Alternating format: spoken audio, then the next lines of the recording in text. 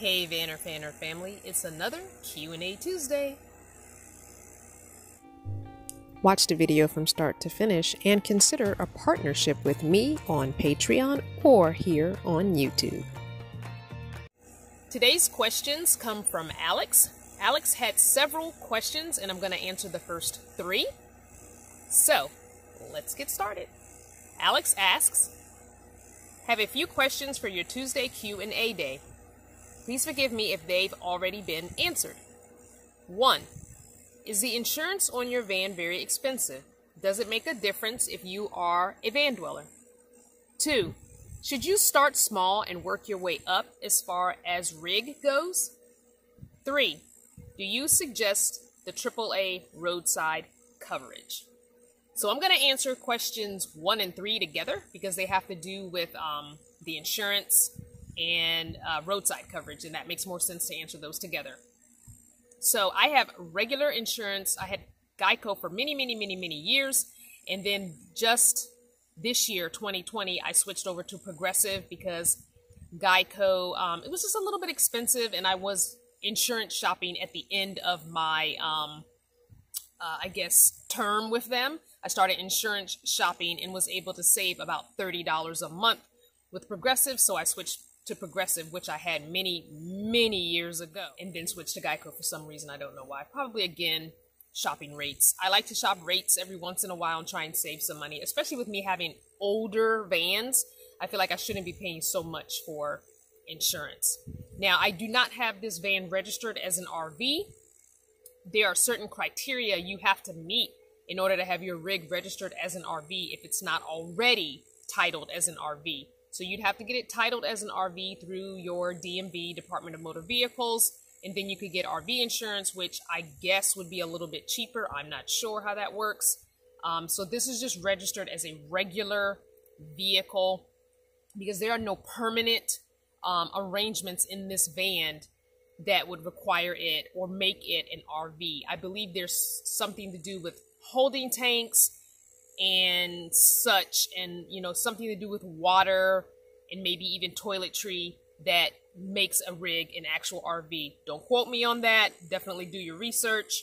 But I wasn't interested in getting my vehicle titled as an RV or insured as an RV, so that didn't make a difference to me. Just have regular, plain insurance.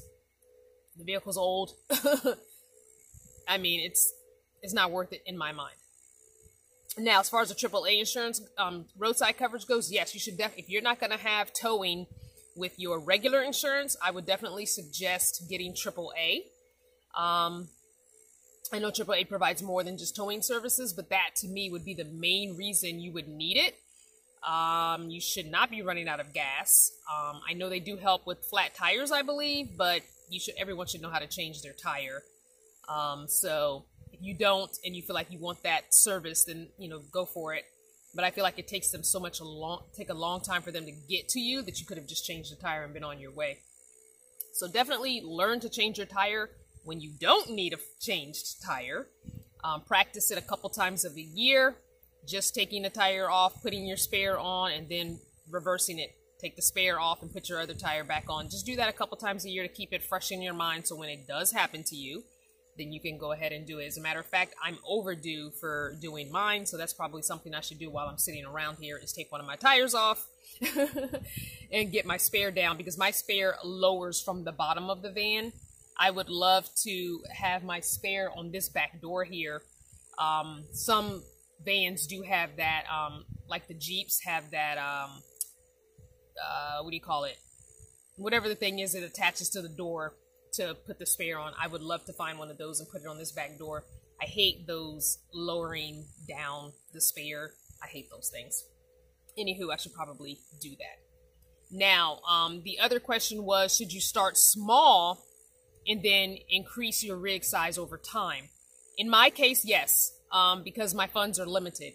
If you don't have a limitation on your funds, then get exactly what it is that you want. It's always going to boil down to money. Always. If you've got the money to get the exact RV you want, the exact van you want, the exact car you want to do this lifestyle in, why wait? Go for it. However, If you're starting with limited funds, or you're moving out of a house or an apartment and you're trying to save that rent or mortgage every month to get a bigger rig, then do that.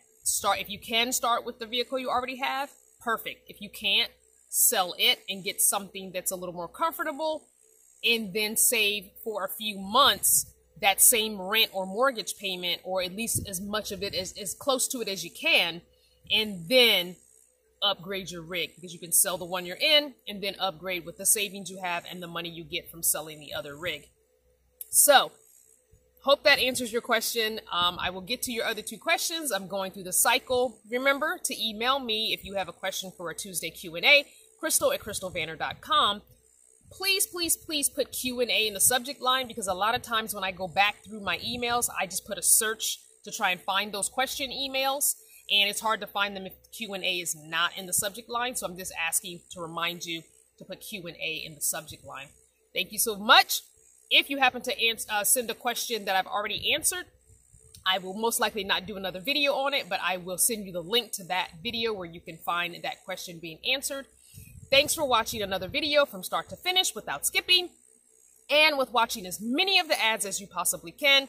Don't forget, if you want to partner with me, check out my Patreon or the join button down below next to the subscribe button. Thumbs up or thumbs down. Go down below and comment a conversation or a controversy. And I'll see you next time. Thanks for watching. Mwah. You've got a few seconds left. Don't forget to like, subscribe, share, and comment. Check out the playlist of the journey from day 1. And a big thank you to my channel partners for making this video possible.